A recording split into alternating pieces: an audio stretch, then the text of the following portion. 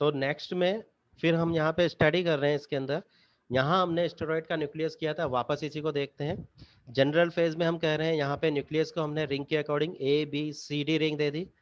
Numbering हमारे पास इस तरह का है नंबरिंग। यहाँ पे वापस मैंने स्ट्रक्चर को इसलिए ड्रॉ किया है क्योंकि यहाँ पे जो तुमने देखा है यूपीएससी के अकॉर्डिंग हमने क्या कर दिया, 24 1 24 2, और वापस इसी के अंदर हम फोर्थ पोजीशन पे हमारे पास 28 29 अपने आप में यहाँ पे न्यूक्लियस स्ट्रक्चर के अंदर लेके आते हैं। ठीक है, यहाँ पे कंफ्यूजन क्या होगा कि यहाँ पे 24 के बाद में जब हम बिना आईयूपीएससी के लिखते हैं तो इसको 28 और इसको 29 लिख देते हैं। ठीक है, आईयूपीएससी के अकॉर्डिंग अगर कंसिडरेशन के साथ लिख रहे हैं तो इसको 24 1 24 2 और फोर्थ पोजीशन पे अपन 28 और 29 लगा देते हैं। तो यहाँ पे जब भी तुम किसी स्ट्रक्चर को स्टडी करो तो यहाँ पे ध्यान रखना कि 28 29 किस पोजीशन के लिए अकॉर्डिंग बता रहा है। अगर वो रिंग की पोजीशन के अकॉर्डिंग बताए ए लिख दे तो इसका मतलब 28 और 29 ए रिंग से अटैच है। ठीक है, अगर वो इस तरीके से ना लिखे अपने पास तो इस तरीके का मतलब अपने पास जनरल फॉर्म में हम इसको 28 और 29 मान सकते हैं। अगर आईयूपीएससी के स्ट्रक्चर के अकॉर्डिंग वो कि डेरिवेटिव में 24 1 या 24 2 से कोई ग्रुप जोड़ के उसको नोमेनक्लेचर में लेके आ गया, इसका मतलब ये जनरल केस में जो 28 29 था वो जगह ऑक्यूपाई है, तो फिर अपने पास जो जगह बचेगी वो अपने पास क्या होगी, फोर पोजीशन में 28 29 है। तो इसको इसी तरीके से याद रखना है।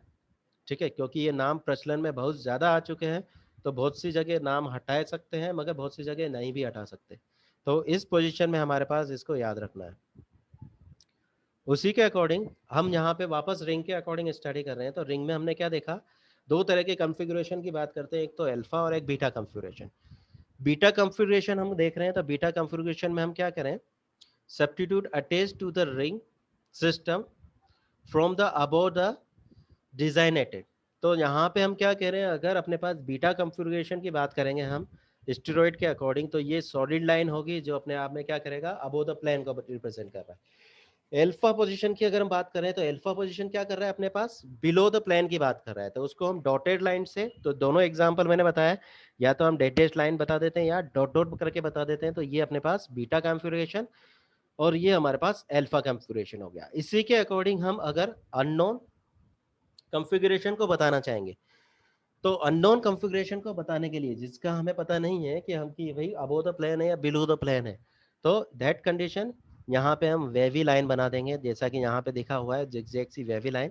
तो if the configuration of the software is not known, it's bound to be nucleus is represent by the wavy line. तो ये अपने पास वेवी लाइन के अकॉर्डिंग रिप्रेजेंट कर देंगे।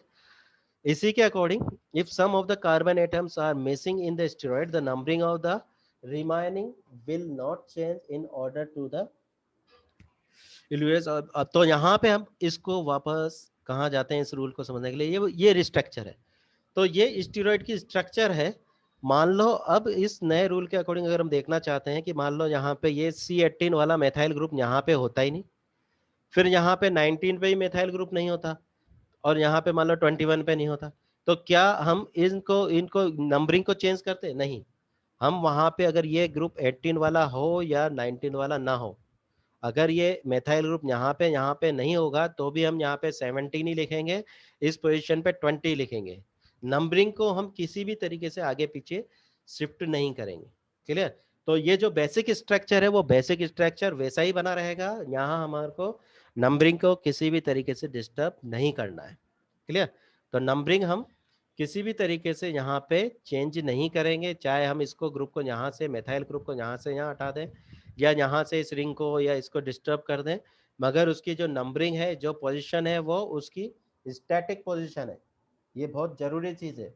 जनरली हम अगर आईयूपीएससी में नोमेनक्लेचर करते हैं तो रिंग की स्ट्रक्चर के अकॉर्डिंग हम उसके नाम को छोटा बड़ा कर देते हैं, ठीक है, मेथाइल ग्रुप 1 या 2, मगर यहाँ ऐसा कुछ भी नहीं कर रहे हैं। क्लियर? अगर कुछ यहाँ से गायब होता है तो जैसे यहाँ पे ये 21 वाला गायब हो गया तो बाकी की स्ट्रक्चर को वैसे ही नंबरिंग रहेगी। ऐसा नहीं कि यहाँ से 22 को इधर शिफ्ट कर दिया, फिर 23 24 यहाँ से लिखना शुरू कर दिया, यहाँ से 18 को हटा दिया तो यहाँ पे 18 लगा दो, यहाँ पे 19 कर दो, नहीं, ऐसा कुछ भी हम यहाँ पे कंसिडर नहीं कर सकते। तो इसीलिए ये वाला रूल है अपने पास, अगर रिंग में से कुछ एब्सेंट होगा तो जो बची हुई स्ट्रक्चर है उसकी नंबरिंग वैसी की वैसी रखी जाएगी। अब इसी को अगर मैं एक एग्जाम्पल के तौर पे बताता हूँ यहाँ पे, तो यहाँ पे मैंने एक स्ट्रक्चर बनाई हुई है। इस स्ट्रक्चर के अकॉर्डिंग मैं यहाँ पे बता रहा हूँ कि यहाँ पे ये स्ट्रक्चर अपने पास है, ठीक है। अब यहाँ पे मैंने 18 और 19 पोजीशन को मैंने हटा दिया, ठीक है, मेथाइल ग्रुप थे, मगर नंबरिंग को मैंने यहाँ पे चेंज नहीं किया था, ठीक है। तो इस कंडीशन में हमारे पास दोनों को अकॉर्डिंग दोनों का कंपैरिजन करके देख सकते हो। यहाँ पे 18 है, यहाँ पे 18 नहीं है, यहाँ पे 19 वाला ग्रुप नहीं है, मगर बाकी की नंबरिंग सब सेम टू सेम वैसे की वैसी है। तो किसी तरीके का मैंने कोई चेंज नहीं किया है, तो ये हमें याद में रखना है। इसी के अकॉर्डिंग, ठीक है, इसी के अकॉर्डिंग हम कह रहे हैं if the side chain does not contain a methyl group, this is indicated by the prefix nor and predict by the number of the